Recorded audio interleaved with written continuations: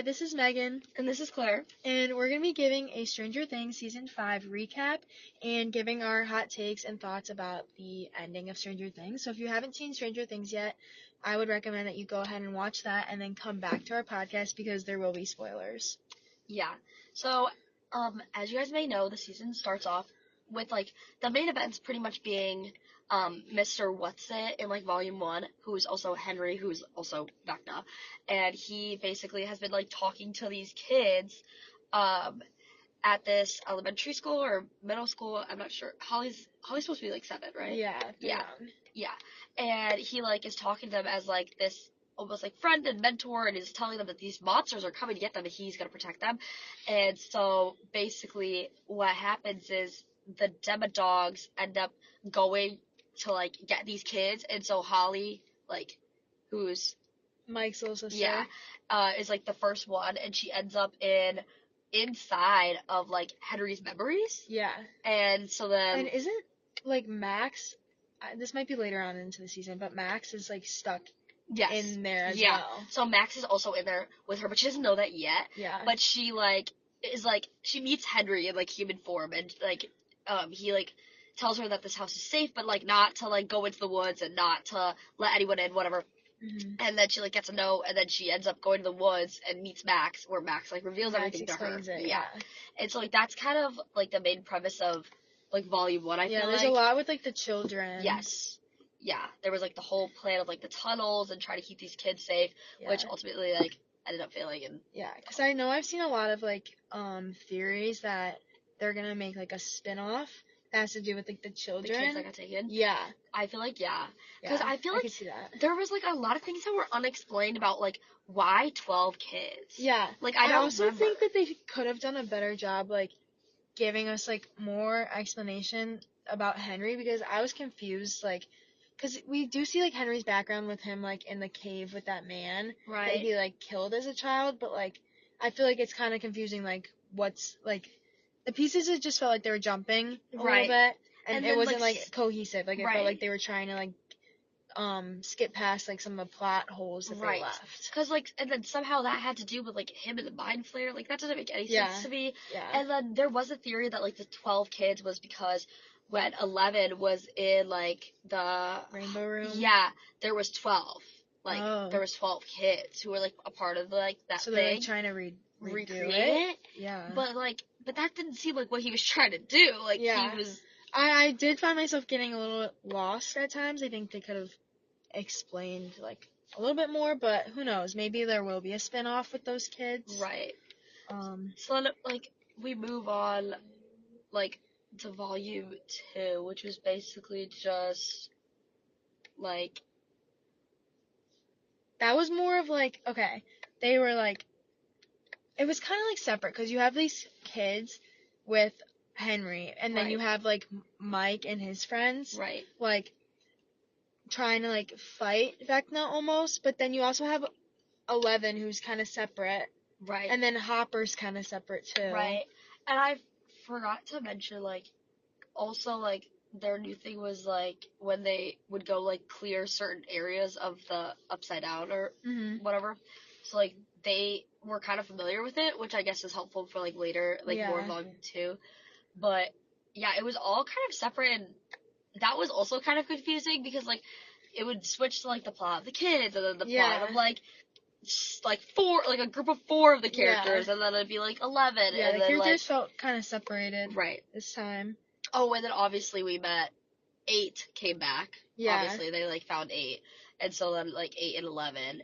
And Will has powers. Yeah. Will has powers, everyone. That was big. huge. Because, I like that plot line, because I feel he should have had powers, because, he obviously was, taken over. His mind was taken over. Something. Yeah. I mean... And, he, telepathically could connect with, Vecna and, just, the Upside Down in general. Because I remember in the earlier seasons, he would, get, shivers on his neck and stuff. And, he was getting that this season, too.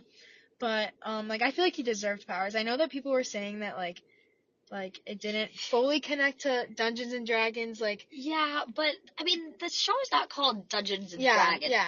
That's like a premise of the show, but it's not like the whole thing. Yeah, just I agree. I think he deserved to have powers, and I thought that was a really cool scene. I liked that. Yeah. And then, should we just talk about the finale? Yeah, I think so. So the main, like, ending, like, the big ending is that 11 dies.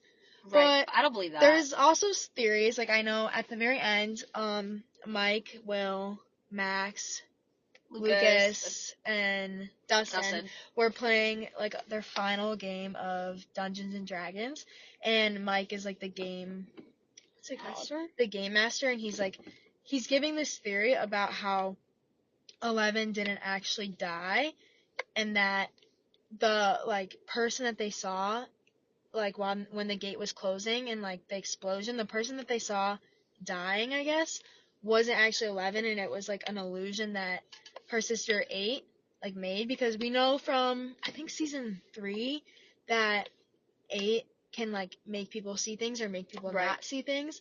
So there's a theory out there that 11 didn't actually die, and she survived that, and she wasn't the one who actually was, like, exploded and, like, there when the gate closed. Yeah, and I honestly believe that theory just because I feel like she's done, like, so much for the show. She's, like, basically been the main character, like, the whole time, and for them to just, like, kill her off, like, I know, like, in a sense it was, like, okay, like, this is us putting an end to, like, this to make sure that no, like, their blood can't get intercepted with anyone else, and these kids can't be born again, like, these types of kids with these powers, which I understand, but I feel like she's done so much and been through so much to just, like, have her die would just, it kind of seems like, I don't know, like, I feel like... It feels, like, unbelievable almost. Yeah, and it just feels like a not really thought out, like, ending. Like, I don't know, I feel like the Duffer Brothers? Yeah, Duffer Brothers. The Duffer Brothers just are way more creative than that, so I feel like adding that scene in where they, like, talk about this alternate theory, I feel like... Like, they added it in for a reason. Right. Yeah. I feel like they wouldn't just include that and have it be wrong. I know I've heard people, like, saying, though, that, like, the theory that Mike explains, and then all of the, like, kids go around and say, like, that they believe it, too. That was, like, them just, like, coping with the loss of 11, because obviously that's a difficult thing. So they made up a theory so that they don't actually have to deal with the fact that she died. And, like, I could see that, too, but I personally believe that maybe she is alive because it's 11. Like, she survived 1 through 4 seasons before that. Right. And with all these crazy things happening, and I feel like I could totally see her, like, going into, like, like, living, like, surviving and then just going to a different, like, life, kind of. Like, I could see that happening. Right. Yeah, I think so as well. And then, what else? I mean... I feel like, thank God Max is alive. That's like, that was my main thing. I was like, if Max is dead, I'm done. I don't want Steve to die either. But I also think that this might be a hot take, because I love all the characters, but I think someone, like, should have died along the way. I thought Dustin was gonna die. I thought Dustin was gonna die. I thought Steve was gonna die. I think that someone should have died, because, like, there was a scene where Steve almost, like, falls into, I don't know what it's called, but, like, falls into whatever and dies, and then he gets saved by Jonathan. And I just feel like someone should have died, because they're out here fighting these, like, crazy characters from, like, not, like, I guess an alternative universe, but not really, because it's like a wormhole. Yeah.